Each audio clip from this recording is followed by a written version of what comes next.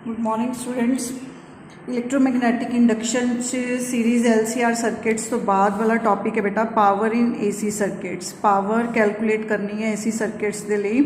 तो सपोज करो एक तुहाडे कोल LCR सर्किट है, इंडक्टर रजिस्टेंस कैपेसिटर लगे हुए ने तो उस सर्किट नूं आपां EMF प्रोवाइड कर रहे हैं। EMF कितनी प्रोवाइड कर रहे हैं? Epsilon not sine omega t. Clear. उस तो बाद I is equal to I not sine omega T minus phi, मतलब सर्किट जिहड़ा करंट है, करंट ते EMF दे विच फाई दा फेज डिफरेंस है जिहड़ा वो कंसीडर करना हुंदा है। उस तो बाद पावर जो है, पावर दा रिलेशन की है? देखो पावर नूं आपां की लिखते हैं? पावर नूं आपां लिखते हैं VI। पावर दा एक रिलेशन हुंदा है वोल्टेज इंटू करंट। इत्थे जो आपां EMF प्रोवाइड कर रहे हैं वो पोटेंशियल ही है, तो इत्थे आपां वैल्यूज़ पुट करते हैं। EMF की value epsilon not sine omega T, I की value I not sine omega T minus five. So epsilon not I not sine omega T, आ फार्मूला बेटा एक्सपैंड कर लो, sine A cos B minus cos A sine B करके। Clear है। तो इतों power अपनी की आ गई epsilon not I nought multiply कर लो cos phi sine square omega T minus epsilon not I not sine phi sine omega T cos omega t dt। Clear है। उस तो बाद एवरेज पावर कढ़न का की तरीका है? अगर तुसीं इहनूं इंटीग्रेशन मैथड दे नाल कढ़ना है तो 1/t 0 to t p into dt ये फार्मूला बेटा एवरेज पावर कैलकुलेट करन दा। तो इत्ते जो अपनी ये p की वैल्यू आई है आपां सारी वैल्यू पुट कर देंगे, क्योंकि हुण ये वैल्यू दो पार्ट्स दे विच पई है तो अपने कोल दो इंटैग्रल बन जाएंगे। फर्स्ट इंटैग्रल है साइन स्क्वायर ओमेगा टी, जे तुसी इहदी इंटीग्रेशन करोगे तो वो इंटीग्रेशन t/2 आऊगी, तो sine omega cos omega T की करोगे तो वो 0 आऊगी। Sine omega T cos omega T की देखो बेटा किस तरह करनी होंगी है? वैसे थोनू आई थिंक कि सबनों पता होएगा। Sign omega T cos omega T इनू 2 नाल मल्टीप्लाई कर लो, 2 नाल डिवाइड कर लो तो यह साइन 2 ओमेगा t/2 बन जूगा। उस तो जो तुसी कैलकुलेशन करोगे तो एक टाइम पीरीयड के लिए, क्योंकि एक साइकिल हो गया 0 to t sign omega T cos omega T की हो गया 0 हो गया। दैट मीनस कि इत्थे अपनी एवरेज पावर की जिहड़ी वैल्यू है 1/2 epsilon not I not cos phi upon t. T ये बेटा t/2 नाल आना है। जो t/2 नाल आऊगा तो t नाल t कैंसल हो जाऊगा, 1/2 epsilon not I not cos phi बन जूगा। So this is the average power supplied. Clear है। इत्थे जिहड़ा कॉस फाई है, कॉस फाई नूं की बोलते हैं? कॉस फाई नूं आपां बोलते हैं पावर फैक्टर। तो आपां पिछे डायग्राम्स दे विच पिछले आर्टिकल्स आपां ने देखिया सी कि कॉस फाई नूं आपां की लिखते हैं R/Z। Z की सी इंपीडेंस, सो इत्थे इंपीडेंस की वैल्यू पुट कर दो। उस तो बाद आपां अलग अलग सर्किट्स के लिए इत्थों पावर की कैलकुलेशन कर सकते हैं। जिस तरह सर्किट्स जिन्हां च सिर्फ इंडक्टर है या सिर्फ कैपेसिटर है, या कैपेसिटर ते इंडक्टर ने, या उन्हां दी रजिस्टेंस 0 है, मतलब डिफरेंट कंडीशनस ने भी LCR सर्किट दे विच इंडक्टर कैपेसिटर या रजिस्टेंस चो कोई भी अगर एबसेंट है तो R की वैल्यू, अगर रजिस्टेंस एबसेंट है तो R की हो गया? 0 हो गया। जे R 0 हो गया तो कॉस फाई 0 हो गया। जे कॉस फाई 0 है तो एवरेज पावर कितनी होगी? 0 होगी। उसी तरह LR सर्किट या RC सर्किट्स के लिए आपां ने कैलकुलेशन करनी होंदी है तो वो डिफरेंट केसिस दे विच फिर अपनी पावर का जिहड़ा फार्मूला डिफरेंट आएगा। उस तो बाद Q factor of series resonant circuit और शार्पनेस ऑफ रेजोनेंस। ठीक है।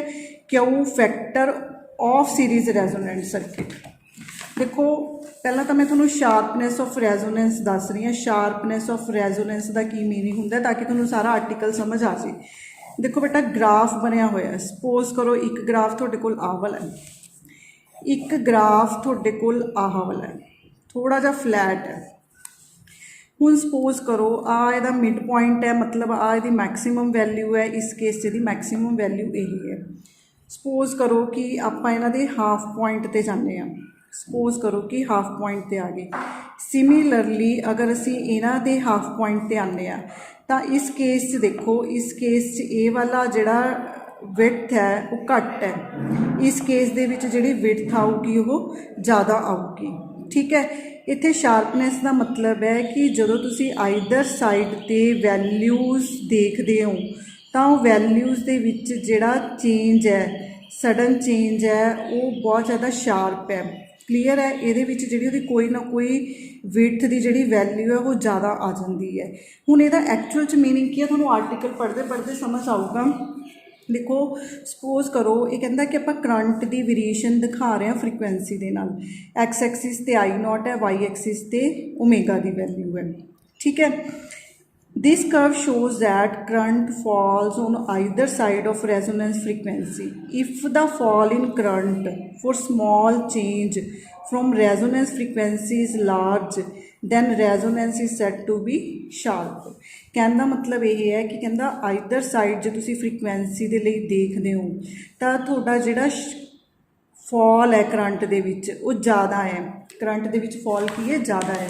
देखो जिमें हुण इस ग्राफ दे विच इत्थे करंट दा फॉल की सी ज़्यादा सी, इस ग्राफ च जे आपां सोचीए तो करंट दा फॉल की है वो घट है, करंट दा फॉल की है घट है, इत्थे की है ज़्यादा है। इसदा मतलब है शार्प रेजोनेंस है, इनू आपां की बोलते हैं कि शार्प है। अगर स्मॉल आंदा है fall in current is small than resonance is called flat. इसदा मतलब ये है कहता sharpness of resonance is measure the rate of fall of current from its maximum value at resonance frequency on either side of it. इसदा मतलब ये कहता है कि जी शार्पनेस है वो की मैजर करती है, वो मैजर करती है कि करंट का रेट ऑफ फॉल कितना है वो मैक्सिमम वैल्यू तो। क्लीयर है। तो हुण आपां ने की फाइंड आउट करना है, our aim is to find the frequency. असीं वो फ्रीकुएंसी फाइंड आउट करनी है जिथे जाके current drops to 1/√2 of its maximum value. मतलब कितने जाके जिहड़ा करंट है वो अपनी वैल्यू का 1/√2 रह जाता मैक्सिमम वैल्यू का, ठीक है। हुण सपोज करो ये कहना ओमेगा 1 ओमेगा 2 दो फ्रीकुएंसीज ने आइदर साइड, क्योंकि दोनों साइड्स ते फॉल सेम है। ओमेगा 1 ओमेगा 2 दो फ्रीकुएंसीज ने जिथे जाके करंट 1/√2 हो जाता है वो मैक्सिमम वैल्यू का। क्लीयर है। तो आप जिहड़ा आ वाला डिफरेंस है ओमेगा 1 ते ओमेगा 2 का, इनू आपां बोलते हैं बैंड विड्थ। इनू की बोलते हैं? बैंड विड्थ बोलते हैं। तो जिहड़ा एंपलीट्यूड सीगा करंट का अपना वो कितना सीगा, I naught is equal to epsilon naught R square omega L minus 1/ओमेगा c द स्केयर दा 1/2। ये आप ऑलरेडी फाइंड आउट कर चुके हैं। इनू इस तरह भी लिख सकते हैं। देखो की किता इहदे विच जिहड़ा एल है एल नू बाहर ले लिया, जो आप एल नू बाहर लिता तो स्केयर होकर निकलूगा ओमेगा माइनस 1/ओमेगा एल सी, क्योंकि उरे है नहीं तो उरे अपन डिवाइड करना पऊगा। हुण अपने कोल एक रेजोनेंट फ्रीकुएंसी सी जिहदी वैल्यू कितनी आ रही सी 1/√एल सी, उत्थों अपना एल सी कितना आ गया 1/ओमेगा नॉट स्केयर आ गया, ठीक है। तो आप इत्थे पुट कर देंगे आई नॉट की आ गया एप्सिलॉन नॉट, क्योंकि बेटा आ ओमेगा एक पिया ये ओमेगा इन्हें सारी वैल्यू का की किया एलसीएम ले लिया। जो एलसीएम लवांगे तो उरे भी आऊगा ये omega square R square plus L square omega square minus 1/LC नूं इन्हें की लिख लिया ओमेगा नॉट स्केयर लिख लिया। क्लीयर है।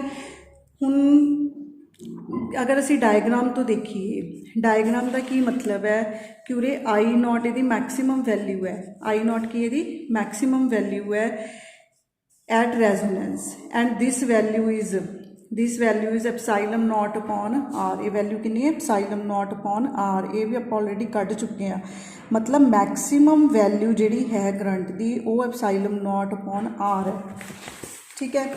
आपां ने की देखना है कि सपोज करो I naught becomes 1/√2 of maximum current at frequency omega. मतलब किन्नी फ्रीकुएंसी ते जाके करंट 1/√2 रह जाता अपनी मैक्सिमम वैल्यू का। मतलब किन्नी फ्रीकुएंसी ते जाके करंट 1/2 रह जाता है अपनी मैक्सिमम वैल्यू का। क्लीयर है। हुण आई नॉट जिहड़ा है आई नॉट की सारी वैल्यू अपने को आ वाली सीगी तो रिलेशन के according 1/√2 epsilon naught by R आ रहा, ठीक है जी। इत्थे एप्सिलॉन नॉट नाल एप्सिलॉन नॉट कैंसल हो जाऊगा तो बाकी दोनों साइड्स से आप की कर लाँगे स्क्वेयर कर लाँगे। देखो स्क्वेयर किया 2 ओमेगा स्क्वेयर आर स्क्वेयर बन गया, ये सारे का स्क्वेयर रूट खत्म हो जाऊगा। इतों अगर असी सॉल्व करते हैं तो omega square minus omega naught square is equal to plus minus omega R upon L बन गया। तो इतों ओमेगा की जो असी वैल्यू कढ़ीए तो ओमेगा की वैल्यू की बन जूगी omega naught square upon omega, मतलब आ वाला ओमेगा आ गया। इत्थे आर अपॉन एल इहदा ओमेगा की हो गया कैंसल हो गया, ठीक है।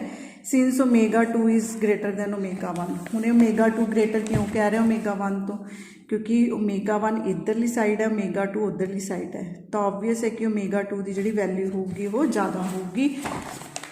ਤਾਂ ਇਸ ਕਰਕੇ ਜਿਹੜੀ ਇਹਦੀ ਪੋਜ਼ਿਟਿਵ ਵਾਲੀ ਵੈਲਿਊ ਹੈ ਉਹਨੂੰ ਅਸੀਂ ਚੂਜ਼ ਕਰਾਂਗੇ ω2, ਨੈਗੇਟਿਵ ਵਾਲੀ ਵੈਲਿਊ ਨੂੰ ਚੂਜ਼ ਕਰਾਂਗੇ ω1।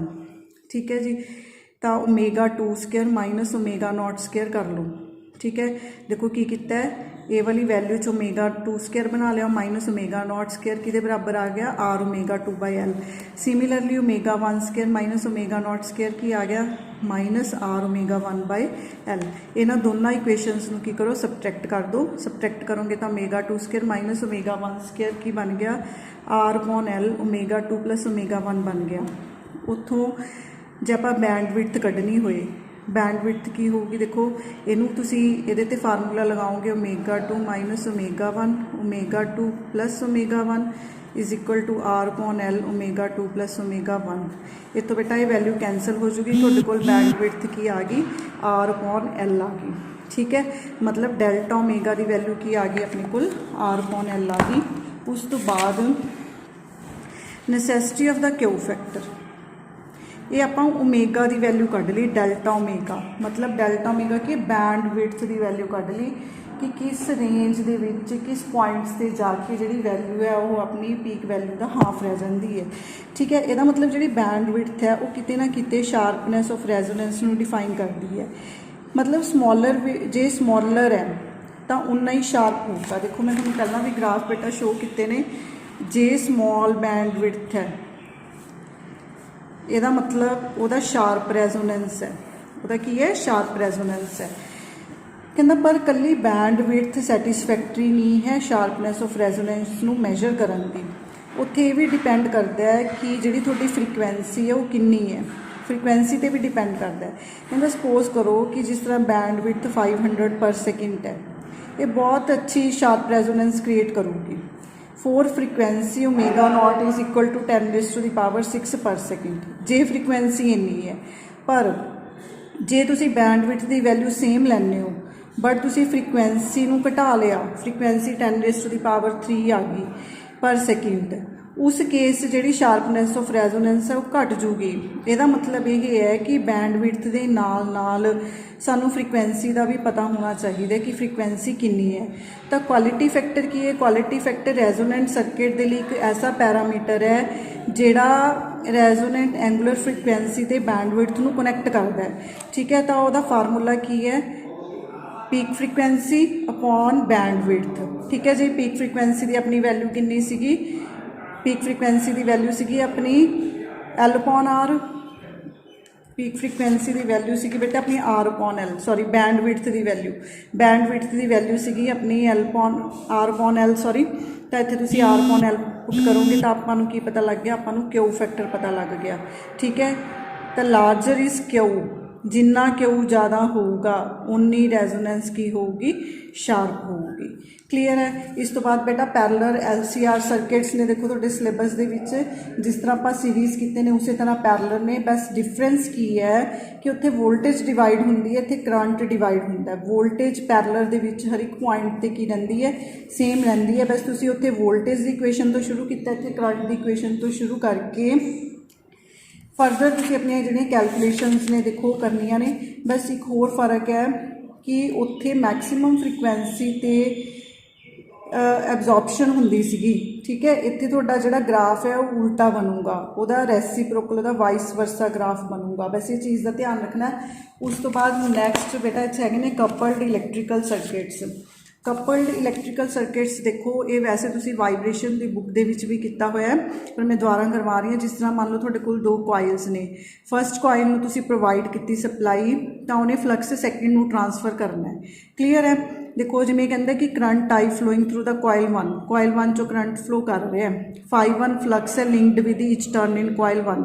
फस्ट कॉइल की हर एक टर्न के नाल मान लो इन्ना फ्लक्स जनरेट हो रहा है ψ1, तो टोटल फ्लक्स कितना हो गया, जिन्नियां इहदे च नंबर ऑफ टर्न्स ने N1 × ψ1, तो कोएफिशिएंट ऑफ इंडक्टेंस अपने कोल की हुंदा फ्लक्स अपॉन करंट हुंदा है। तो फस्ट कॉइल का कोएफिशिएंट ऑफ इंडक्टेंस की हो गया φ1/L1। इत्थे आपां वैल्यू पुट करांगे तो L1 अपने कोल की आ गया N1 ψ1/I। तो ψ1 की वैल्यू की होगी L1I/N1 हो गया। हुण यही मैगनैटिक फ्लक्स कॉइल 2 नूं पास होना है। ਜਦੋਂ ਉਹਨੇ ਕੋਇਲ 2 ਨੂੰ ਪਾਸ ਹੋਣਾ ਹੈ ਤਾਂ ਉੱਥੇ ਆਪਾਂ ਨੂੰ ਇਹ ਦੇਖਣਾ ਪੈਂਦਾ ਹੁੰਦਾ ਵੀ ਉਸ ਮੈਗਨੈਟਿਕ ਫਲਕਸ ਦਾ ਕਪਲਿੰਗ ਕੋਐਫੀਸ਼ੀਐਂਟ ਕੀ ਹੈ। ਕਪਲਿੰਗ ਕੋਐਫੀਸ਼ੀਐਂਟ ਹੁੰਦਾ K। ਕਹਿਣ ਦਾ ਮਤਲਬ ਇਹ ਹੈ ਕਿ φ1 ਜਿਹੜਾ ਮਤਲਬ ਟੋਟਲ ਫਲਕਸ ਫਸਟ ਕੋਇਲ ਦੇ ਨਾਲ ਲਿੰਕਡ ਹੈ ਉਹਦਾ ਕਿੰਨਾ ਫ੍ਰੈਕਸ਼ਨ ਹੈ ਜਿਹੜਾ ਈਚ ਟਰਨ ਦਾ ਦੂਜੀ ਕੋਇਲ ਨੂੰ ਟਰਾਂਸਫਰ ਹੋ ਰਿਹਾ ਹੈ। ਤਾਂ ਉਹ ਫਲਕਸ ਕੀ ਹੋਊਗਾ, ਦੇਖੋ ਉਹ 'ਚ ਨੰਬਰ ਆਫ ਟਰਨਸ ਕਿੰਨੀਆਂ ਨੇ, ਕੋਐਫੀਸ਼ੀਐਂਟ ਆਫ ਕਪਲਿੰਗ ਕਿੰਨਾ ਹੈ, ਤੇ ਹਰ ਇੱਕ ਟਰਨ ਦਾ ਫਲਕਸ ਜਿਹੜਾ ਸੀ ਕਿੰਨਾ ਜਨਰੇਟ ਹੋਇਆ ਸੀ। ਤਾਂ φ2 ਮਤਲਬ ਸੈਕਿੰਡ ਕੋਇਲ ਤੇ ਜਿਹੜਾ ਫਲਕਸ ਜਨਰੇਟ ਹੋਊਗਾ ਉਹ N2, ਉਹ 'ਚ ਆਪਣੀਆਂ ਨੰਬਰ ਆਫ ਟਰਨਸ ਕਿੰਨੀਆਂ ਨੇ ਤੇ ਫਲਕਸ ਉਹਨੂੰ ਕਿੰਨਾ ਮਿਲ ਰਿਹਾ ਤੇ ਉਹਦਾ ਕਿੰਨਾ ਪਾਰਟ ਮਿਲ ਰਿਹਾ ਹੈ। K1 ਮਤਲਬ ਉਹਦਾ ਕਿੰਨਾ ਪਾਰਟ ਟਰਾਂਸਫਰ ਹੋ ਰਿਹਾ ਹੈ। ਤਾਂ ਤੋਂ ਫਲਕਸ ਕੀ ਹੋ ਗਿਆ N2 K1, ਫਲਕਸ ਦੀ ਵੈਲਿਊ L1I/N1 ਬਣ ਗਿਆ। ਉਸ ਤੋਂ ਬਾਅਦ ਆਪਾਂ ਨੂੰ ਇੱਕ ਮਿਊਚੁਅਲ ਇੰਡਕਟੈਂਸ ਵੀ ਪਤਾ ਹੈ, ਕਿਉਂਕਿ ਹੁਣ ਉਰੇ ਮਿਊਚੁਅਲ ਇੰਡਕਟੈਂਸ ਹੋ ਰਹੀ ਹੈ। ਦੇਖੋ ਹਰ ਇੱਕ ਕੋਇਲ ਦੀ ਆਪਣੀ ਆਪਣੀ ਸੈਲਫ ਇੰਡਕਟੈਂਸ ਵੀ ਹੈ, ਕਿਉਂਕਿ ਦੋਨਾਂ ਦੀ ਕਪਲਿੰਗ ਹੋਈ ਹੋਈ ਹੈ ਤਾਂ ਉਹਨਾਂ ਦੀ ਮਿਊਚੁਅਲ ਇੰਡਕਟੈਂਸ ਵੀ ਹੈ। ਸੋ ਇੱਥੇ ਆਪਣਾ M21 ਜਿਹੜਾ ਹੈ ਉਹ φ2/I ਹੋਊਗਾ। ਫਲਕਸ ਜਨਰੇਟ ਕਿੰਨਾ ਹੋ ਰਿਹਾ, ਕਰੰਟ ਫਸਟ 'ਚੋਂ ਕਿੰਨਾ ਪਾਸ ਕੀਤਾ ਸੀ। ਤਾਂ M21 ਕੀ ਹੋ ਗਿਆ, ਇੱਥੇ ਫਲਕਸ ਦੀ ਵੈਲਿਊ ਪੁੱਟ ਕਰੋ ਨੀਚੇ, ਕਿਉਂਕਿ I ਸੀ ਉੱਪਰ ਵੀ I ਪਿਆ ਕੈਂਸਲ ਹੋ ਜਾਊਗਾ, ਤਾਂ ਇਹ ਤੁਹਾਨੂੰ M21 ਮਿਲ ਗਿਆ। ਹੁਣ M12 ਕੀ ਹੈ, M12 ਆਪਾਂ ਰੈਸੀਪ੍ਰੋਸਿਟੀ ਥਿਊਰਮ ਪੜ੍ਹੀ ਹੈ ਕਿ ਤੁਸੀਂ 1 ਨੂੰ 2, 2 ਨੂੰ 1 'ਚ ਚੇਂਜ ਕਰ ਦਿਓ ਕਿ ਅਗਰ ਉਲਟਾ ਟਰਾਂਸਫਰ ਹੋ ਰਿਹਾ ਹੈ ਤਾਂ N2 ਦੀ ਜਗ੍ਹਾ N1, K1 ਦੀ ਜਗ੍ਹਾ K2, L1 ਦੀ ਜਗ੍ਹਾ L2, N1 ਦੀ ਜਗ੍ਹਾ N2, ਦੋਨਾਂ ਨੂੰ ਮਲਟੀਪਲਾਈ ਕਰੋ। ਮਲਟੀਪਲਾਈ ਕਰਦੇ ਹਾਂ ਤਾਂ ਸਾਡੇ ਕੋਲ K1, K2, L1, L2 ਬਚ ਗਿਆ।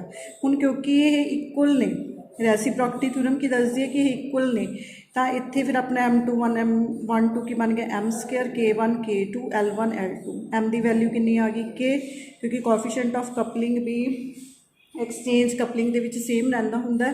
K L1 L2 ਦਾ ਰੂਟ ਬਣ ਗਿਆ। ਇੱਥੋਂ K ਜਿਹੜਾ ਹੈ K is actually K1 × K2 ਦਾ ਰੂਟ ਜਿਹੜਾ ਹੈ ਉਹ ਵੀ ਡਿਸਾਈਡ ਕਰਦਾ ਵੈਲਿਊ। ਤਾਂ ਇੱਥੋਂ K ਦੀ ਵੈਲਿਊ ਕਿੰਨੀ ਆ ਗਈ, K ਦੀ ਵੈਲਿਊ ਆ ਗਈ M/L1 L2 ਦਾ ਸਕੁਅਰ ਰੂਟ ਆ ਗਈ। ਠੀਕ ਹੈ ਜੀ। ਤਾਂ ਇਹ ਕਪਲਿੰਗ ਹੈ, ਕਪਲਿੰਗ ਆਫ 2 ਇਲੈਕਟ੍ਰਿਕ ਸਰਕਿਟਸ। ਉਸ ਤੋਂ ਬਾਅਦ ਟਾਈਟ ਐਂਡ ਲੂਜ਼ ਕਪਲਿੰਗ ਹੈ। ਦੇਖੋ ਡਿਪੈਂਡ ਕਰਦਾ ਹੈ K ਦੀ ਵੈਲਿਊ 'ਤੇ। ਅਗਰ K1 ਹੈ ਤਾਂ ਮੈਕਸੀਮਮ ਕਪਲਿੰਗ ਹੈ, ਅਗਰ K ਦੀ ਵੈਲਿਊ ਘੱਟ ਜਾਂਦੀ ਹੈ ਦੈਟ ਮੀਨਸ ਕਿ ਉੱਥੇ ਲੂਜ਼ ਕਪਲਿੰਗ ਹੈ। ਕਹਿਣ ਦਾ ਮਤਲਬ ਉੱਥੇ ਫਿਰ ਜਿਹੜਾ ਟਰਾਂਸਫਰ ਹੋਊਗਾ ਫਲਕਸ ਦਾ ਉਹ ਪ੍ਰੋਪਰ ਨਹੀਂ ਹੋਊਗਾ। ਇੱਥੇ ਬੇਟਾ ਤੁਹਾਡਾ ਇਲੈਕਟ੍ਰੋਮੈਗਨੈਟਿਕ ਇੰਡਕਸ਼ਨ ਚੈਪਟਰ ਖਤਮ ਹੈ। So thanks a lot.